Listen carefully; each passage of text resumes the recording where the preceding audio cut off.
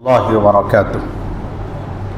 الحمد للہ کفا وسلام علی عبادہ الذین اصطفى اما بعد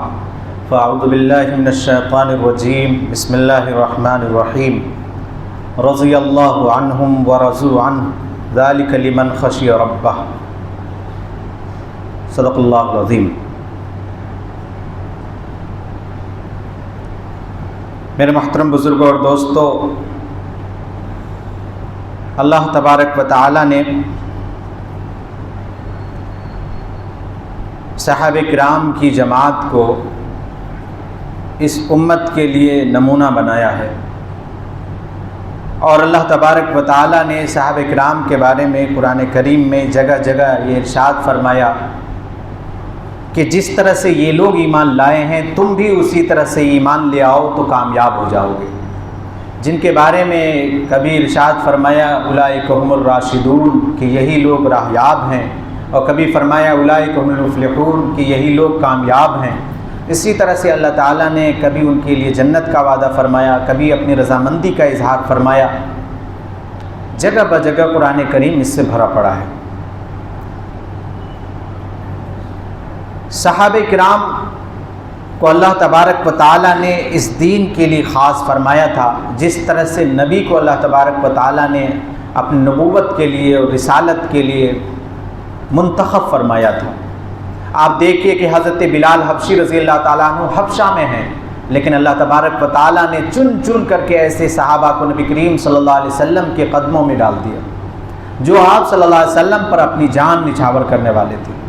حضرت شعیب رضی اللہ تعالی عنہ اپنے مکہ مدینہ سے بہت دور رہنے والے تھے، وہ بھی آپ صلی اللہ علیہ وسلم کے قدموں پہ آ گئے۔ حضرت سلمان فارسی رضی اللہ تعالیٰ عنہ جو فارس کے رہنے والے تھے، بہت دور ہے، اور آپ کو ان کا واقعہ معلوم ہوگا کہ کئی بار ان کو راستے میں بیچا گیا غلام سمجھ کر کے، اور کس طرح سے یہ نبی کریم صلی اللہ علیہ وسلم تک پہنچے ہیں، اور مدینہ آ کر کے آپ صلی اللہ علیہ وسلم کی نبوت کو دیکھا اور آپ صلی اللہ علیہ وسلم کو پرکھا۔ آپ صلی اللہ علیہ وسلم کو صدقے کا مال دینا چاہا تو آپ صلی اللہ علیہ وسلم نے صدقے کا مال نہیں لیا، تو یہ سمجھ گئے کہ نبی صدقہ وصول نہیں کرتا، صدقہ نہیں کھاتا۔ تو کئی نشانیاں تھیں، ان نشانیوں کو جب پورا دیکھ لیا، پھر انہوں نے نبی کریم صلی اللہ علیہ وسلم کے ہاتھ پر بیعت کی اور ایمان قبول کیا۔ تو کتنے دور فارس سے وہ نبی کریم صلی اللہ علیہ وسلم کو تلاش کرتے ہوئے مدینہ تشریف لائے۔ اور اس کے علاوہ حضرت ابو ہریرہ رضی اللہ تعالیٰ عنہ بھی بہت دور کے رہنے والے تھے، انہیں وہاں سے اٹھا کر نبی کریم صلی اللہ علیہ وسلم کے قدموں میں ڈال دیا۔ ہم اور آپ حدیث کی کتابیں پڑھتے ہیں تو آپ کو معلوم ہوگا کہ سب سے زیادہ حضرت ابو ہریرہ رضی اللہ تعالیٰ عنہ کا نام آتا ہے۔ سنتے ہیں نا کہ ابو ہریرہ روایت کرتے ہیں کہ نبی کریم صلی اللہ علیہ وسلم نے ارشاد فرمایا، تو سب سے زیادہ حدیث پہ کام کیا حضرت ابو ہریرہ رضی اللہ تعالیٰ عنہ نے، اور آپ صلی اللہ علیہ وسلم جس دین کو لے کر آئے تھے اس دین کو پوری دنیا میں پھیلانے کا کام کیا صحابہ کرام کی جماعت ہے۔ آپ صلی اللہ علیہ وسلم نے جب خطبہ حجۃ الوداع کے موقع پر تمام صحابہ کرام سے خطاب فرمایا اور فرمایا کہ کیا میں نے تم سب کو وہ دین پہنچا دیا؟ تو آپ صلی اللہ علیہ وسلم سے تمام صحابہ کرام نے کہا کہ یقیناً آپ نے اس دین کا حق ادا کر دیا، جو کچھ بھی اللہ کی طرف سے آپ کے پاس آیا آپ نے بعین ہی اس کو ہم تک پہنچا دیا۔ تو اسی پس منظر میں اللہ تبارک و تعالیٰ نے یہ آیت اتاری تھی کہ الیوم اکملت لکم دینکم واتممت علیکم، کہ آج تمہارے لیے تمہارا دین مکمل کر دیا۔ پھر اس کے بعد آپ صلی اللہ علیہ وسلم نے صحابہ کرام سے مخاطب ہو کر فرمایا کہ اب یہ تمہاری ذمہ داری ہے کہ جس دین کو میں لے کر آیا تھا اب اس دین کو پوری دنیا میں پھیلانے کا کام اب تمہاری ذمہ داری ہے۔ چنانچہ صحابہ کرام نے اس دین کو لے کر کے پوری دنیا میں پھیل گئے۔ آپ نے کہا کہ جو یہاں پر حاضر ہے اس پر ضروری ہے کہ وہ اپنی بات غائب تک پہنچائے۔ چنانچہ اس کے نبی کریم صلی اللہ علیہ وسلم کی بات کو سن کر کے دنیا میں پھیل گئے تھے۔ آپ کو جگہ جگہ صحابہ کرام کی خبریں ملیں گی۔ تو میرے بزرگوں دوستو، صحابہ کرام کی جماعت ایک ایسی جماعت ہے جو نبی تو نہیں ہے لیکن نبیوں جیسا کام انہوں نے کیا ہے۔ وہ معصوم تو نہیں ہے لیکن محفوظ ضرور ہیں۔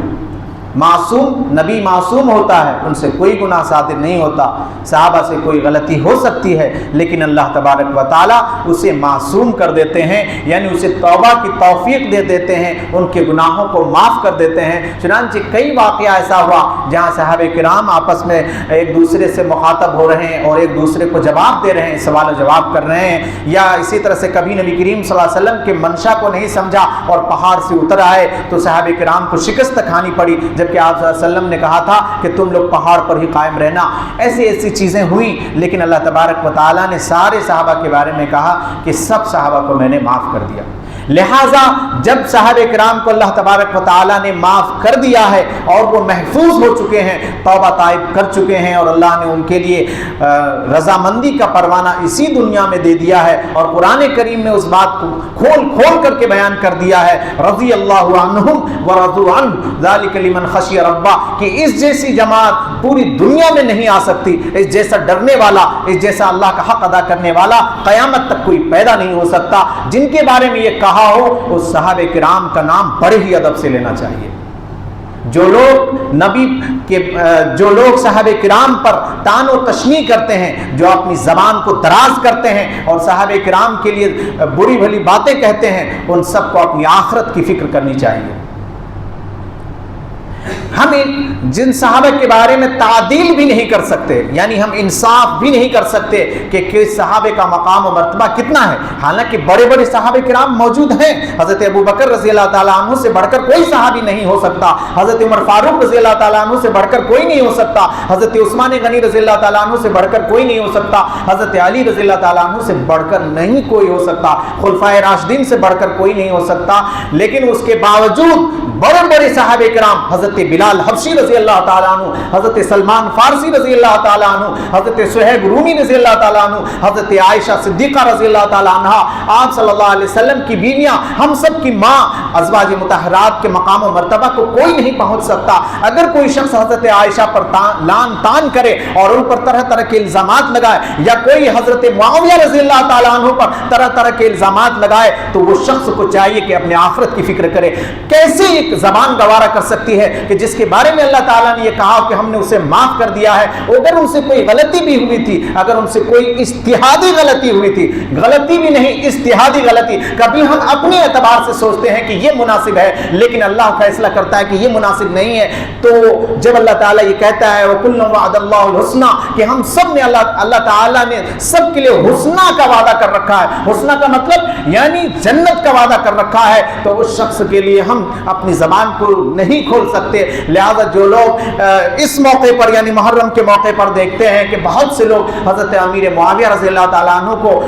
نشانہ بناتے ہیں اور طرح طرح کی باتیں کرتے ہیں، انہیں سوچنا چاہیے کہ یہ حضرت امیر معاویہ وہ ہیں جو قرآن کریم جب اترتا تھا، نبی کریم صلی اللہ علیہ وسلم جب صحابہ کرام کو لکھواتے تھے، اس میں سے ایک صحابی حضرت امیر معاویہ ہیں جو قرآن کریم کو لکھا کرتے تھے، کاتب وحی تھے، ان کے بارے میں آپ یہ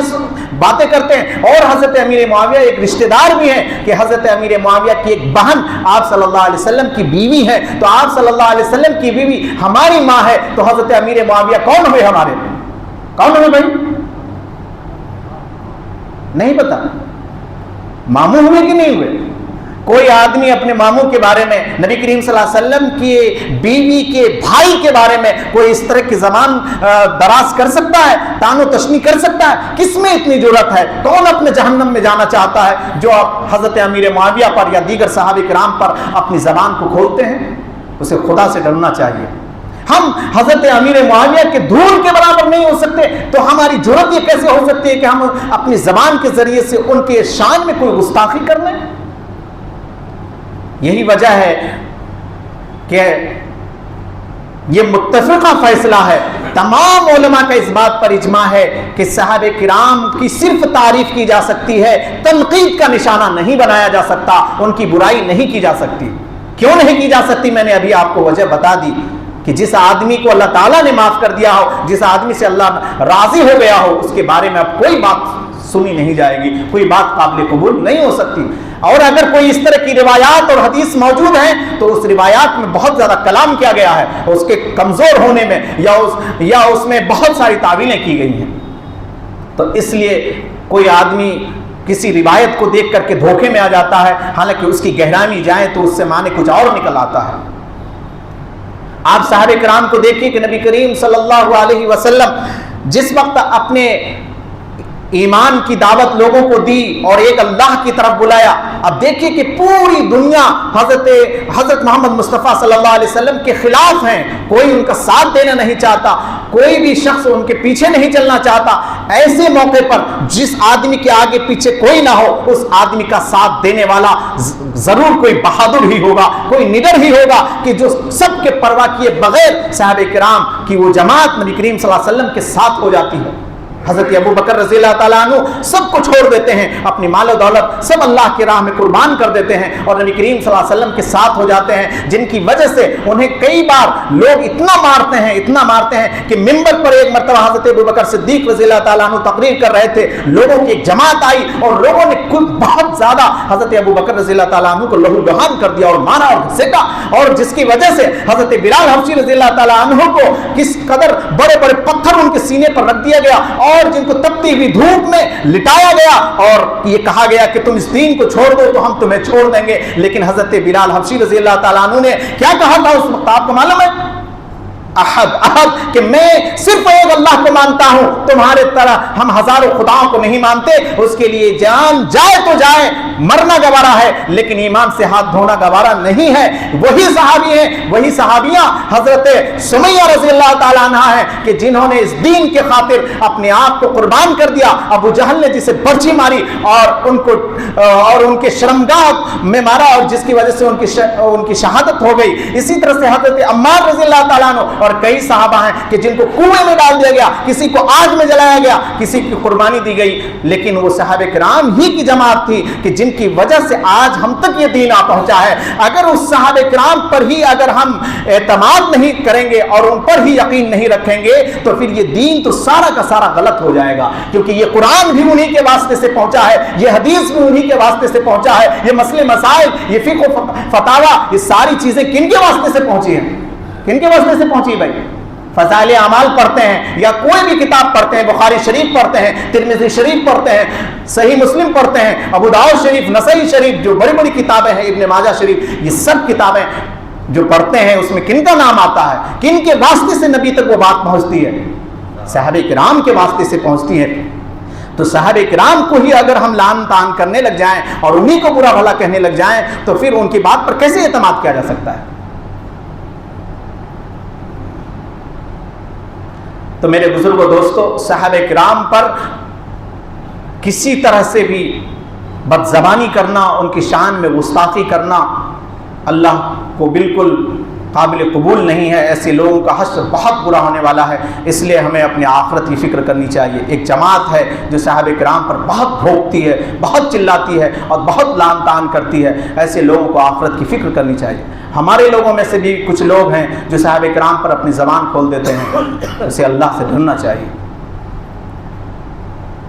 सहाबे किराम में से वो सहाबे किराम जो ईमान लाते डरते थे कि अगर हम उनके साथ हो गए तो हमारा घर बार छिन जाएगा, हमें मार देंगे, तो वो सहाबे किराम उस वक्त ईमान ले आए जिस वक्त नबी करीम सल्लल्लाहु अलैहि वसल्लम का गलबा हुआ और फतेह मक्का हुआ, तो वो लोग भी आप सल्लल्लाहु अलैहि वसल्लम के साथ हो लिए। यही वजह है कि कुरान करीम में फरमाया कि मुहाजिरीन जो हैं वो सबसे अव्वल दर्जे के ईमान वाले हैं। मुहाजिरीन यानी वो सहाबे किराम जो सबसे पहले ईमान लाए और मक्का से मजबूर होकर के उन्हें मदीने की तरफ हिजरत करना पड़ा, वो सहाबे किराम अव्वल नंबर के हैं। यानी उन सहाबे किराम के मकाम को कोई सहाबा नहीं पहुंच सकता। फिर उसके बाद आप सल्लल्लाहु अलैहि वसल्लम ने कुरान करीम में फरमाया कि दूसरी जमात यानी अंसार सहाबा, जिन्होंने नबी करीम सल्लल्लाहु अलैहि वसल्लम को पनाह दिया मदीने में, जिन्होंने सहाबे किराम को पनाह दिया अपने घर में, जिन्होंने अपना भाई बना लिया, जिन्होंने अपने घर बार में हिस्सा दे दिया, यहां तक कि अगर किसी के पास 2 बीवियां थी तो एक बीवी को तलाक देकर इद्दत गुजारने के बाद दूसरे भाई यानी मुहाजिरीन सहाबा से शादी करवा दी। तारीख में ऐसा कोई वाकया नहीं मिलेगा कि जिन्होंने अपने घर बार में हिस्सा दे दिया हो, अपनी बीवी को तलाक इसलिए दिया हो ताकि दूसरे भाई की शादी हो जाए। मेरे भाइयों, ऐसा वाकया तारीख कभी पेश नहीं कर सकती। कर सकती है कोई वाकया हमें सुनाए इस तरह का तो हम माने। اسی لیے اللہ تعالیٰ نے قرآن کریم میں ایسے لوگوں کی جگہ جگہ تعریف کی، رضی اللہ عنہم ورضوا عنہ ذالک لمن خشی ربہ۔ یہی وجہ ہے کہ ہم جب صحابہ کرام کا نام لیتے ہیں تو ہم بولتے ہیں رضی اللہ عنہ، وہ قرآن کریم میں ہے رضی اللہ عنہ، اسی لیے ہم بولتے ہیں حضرت ابو بکر صدیق کیا بولتے ہیں آگے؟ رضی اللہ تعالی عنہ، حضرت ابو بکر رضی اللہ تعالی عنہ، اسی طرح سے حضرت عمر فاروق رضی اللہ تعالی عنہ، آگے کیا بولتے ہیں؟ حضرت عثمان غنی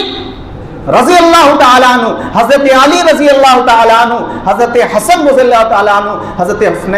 حسین رضی اللہ تعالی عنہ۔ تو یہ وہ صحابہ ہیں کہ جن کو سرٹیفکیٹ اللہ نے اسی دنیا میں دے دی، جن کو رسول اللہ صلی اللہ علیہ وسلم نے کہا ما انا علیہ واصحابی، میں جس راستے پر ہوں اور جس راستے پر میرے صحابہ ہیں، اگر اس راستے کو اختیار کرو گے تو جنت جاؤ گے، اگر اس راستے سے ہٹ جاؤ گے تو جہنم کی طرف چلے جاؤ گے، جنت کا وہ راستہ نہیں ہے۔ ہم پڑھتے ہیں خطبہ میں، ابھی پڑھیں گے آپ کے سامنے کہ ثم الذین یلونکم ثم الذین یلونہم، کہ صحابہ کرام کی جماعت کے بعد پھر تابعین کا زمانہ آتا ہے، پھر تبع تابعین کا زمانہ آتا ہے، پھر اس زمانے کے بعد فتنے کا زمانہ، فتنے کا دور شروع ہو جاتا ہے۔ تو صحابہ کرام کا جو زمانہ ہے، نبی کریم کا وہ شاگرد ہے، نبی کریم صلی اللہ علیہ وسلم سے سینہ بسینہ علم کو سیکھا ہے، اور وہ اسی سانچے میں ڈھل جاتے تھے جس طرح سے نبی کو آپ صحابہ کرام دیکھتے تھے۔ یہی وجہ تھی کہ جب دوسرے لوگ نبی کریم صلی اللہ علیہ وسلم کے پاس آتے تھے اور صحابہ کرام کو دیکھتے تھے کہ نبی کریم صلی اللہ علیہ وسلم کوئی بات بولتے ہیں تو اس کام کو کرنے کے لیے، اس کو لپکنے کے لیے تمام صحابہ کرام دوڑ جاتے ہیں، ایسے دیوانے کی طرح نبی کریم صلی اللہ علیہ وسلم پر اپنی جان نچھاور کرتے ہیں۔ آپ کو معلوم ہوگا کہ جب حضرت محمد مصطفیٰ صلی اللہ علیہ وسلم پر تیر و تلوار کی بارش ہو رہی تھی تو حضرت طلحہ رضی اللہ تعالیٰ عنہ نے اپنے پورے پیٹ پر تلواروں کی بوچھاڑ کروا لی، اپنے ہاتھوں کو لہو لہان کر لیا، جسم کا کوئی حصہ نہیں تھا جس پر تیر و تلوار کی بارشیں نہ ہوئی ہو، لیکن نبی کریم صلی اللہ علیہ وسلم کو اپنے باہوں میں اور اپنے دائرے میں لے لیا، آپ صلی اللہ علیہ وسلم کو کچھ ہونے نہیں دیا۔ یہ وہ صحابہ کرام ہے۔ تو میرے بزرگوں دوستو، ہمیں صحابہ کرام سے محبت کرنی ہے، ہمیں صحابہ کرام کی سنت پر عمل کرنا ہے۔ صحابہ کرام جس بات کو کہتے ہیں، جس راستے پر چلتے ہیں، اگر ہم اس راستے کو اختیار کریں گے تو ہم کامیاب ہو جائیں گے، ورنہ ہم گمراہ ہو سکتے ہیں، راستے سے بھٹک سکتے ہیں، جہنم کی طرف جا سکتے ہیں۔ اللہ تعالی ہم سب کو صحابہ کرام کی جماعت سے سچی پکی محبت پیدا کرنے کی توفیق عطا فرمائے۔